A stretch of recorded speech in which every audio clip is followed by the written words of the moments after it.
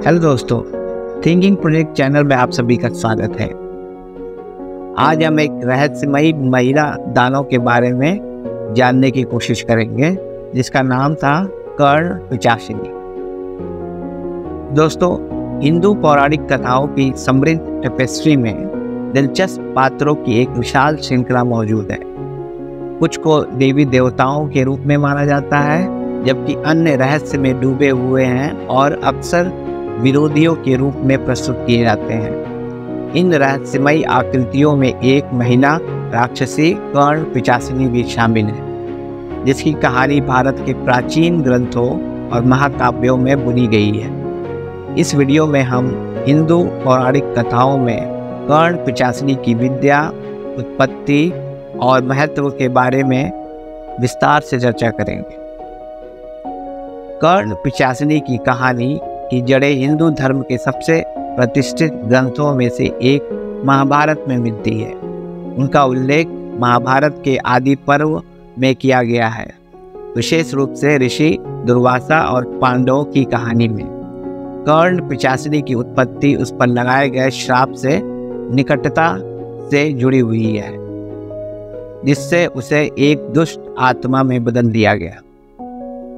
महाभारत के अनुसार दुर्वासा मुनि, जो अपने गुस्सैल स्वभाव के लिए जाने जाते थे, जंगल में अपने निर्वासन के दौरान पांडवों से मिलने आए थे। उनकी पत्नी द्रौपदी को ऋषि को भोजन परोसने का काम सौंपा गया था। इस डर से कि उसका खाना पकाने से वह अप्रसन्न हो जाएंगे, दुर्वासा ने अपनी रहस्यमयी शक्तियों की सहायता से अक्षय पात्र के नाम से जाना जाने वाला एक शाश्वत बर्तन बनाया। जब तक द्रौपदी अपना भोजन समाप्त नहीं कर लेती, तब तक यह असीमित मात्रा में भोजन उपलब्ध करा सकता था। इस दिव्य पात्र से प्रभावित होकर दुर्वासा ने भोजन समाप्त करने के बाद द्रौपदी के पास जाकर इसकी सीमा का परीक्षण करने का निर्णय लिया। बर्तन खाली था और द्रौपदी एक गंभीर संकट में फंस गई थी। हताशा में उसने मदद के लिए भगवान कृष्ण से प्रार्थना की। उनकी भक्ति से प्रभावित होकर कृष्ण प्रकट हुए और बर्तन में बचे चावल के एक दाने को खा लिया, जिससे दुर्वासा की भूख शांत हो गई।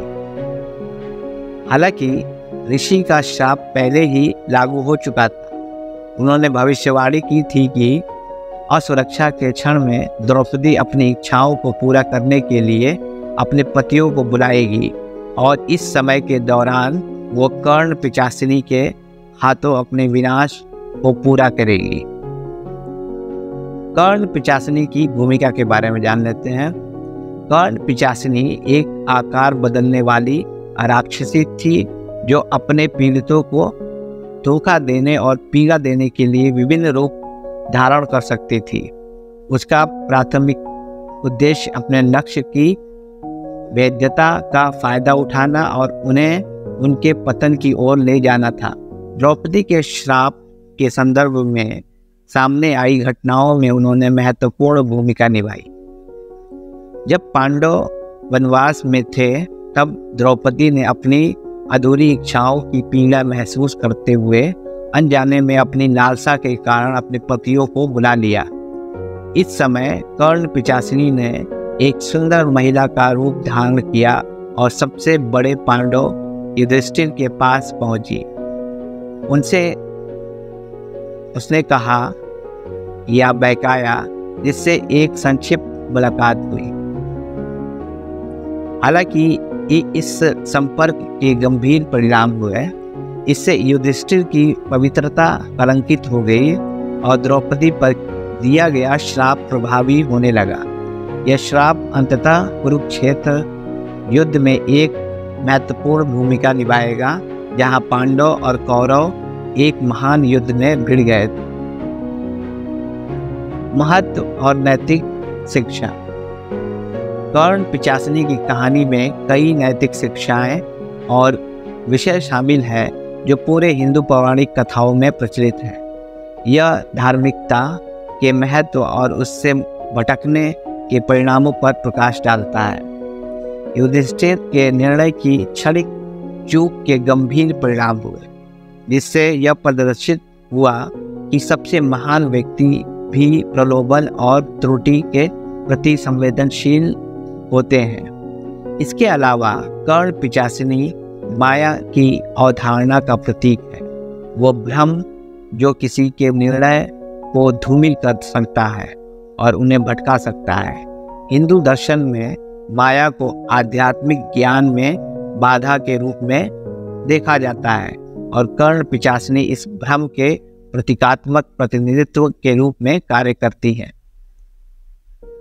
कर्ण पिशाचिनी हिंदू पौराणिक कथाओं की आकार बदलने वाली राक्षसी एक ऐसा चरित्र है जिसकी कहानी प्राचीन भारतीय लोक कथाओं की जटिल और बहुआयामी प्रकृति को दर्शाती है। महाभारत में उनकी भूमिका धार्मिकता के महत्व, प्रलोभन के परिणामों और माया के वर्तमान विषय पर प्रकाश डालती है। हालांकि उनके चरित्र को हिंदू पौराणिक कथाओं में कुछ अधिक प्रसिद्ध देवी देवताओं के रूप में नहीं माना जाता है, कर्ण पिशाचिनी भारतीय किंवदंतियों की समृद्ध टेपेस्ट्री में खोज के लायक एक दिलचस्प और रहस्यमयी व्यक्ति बनी हुई है।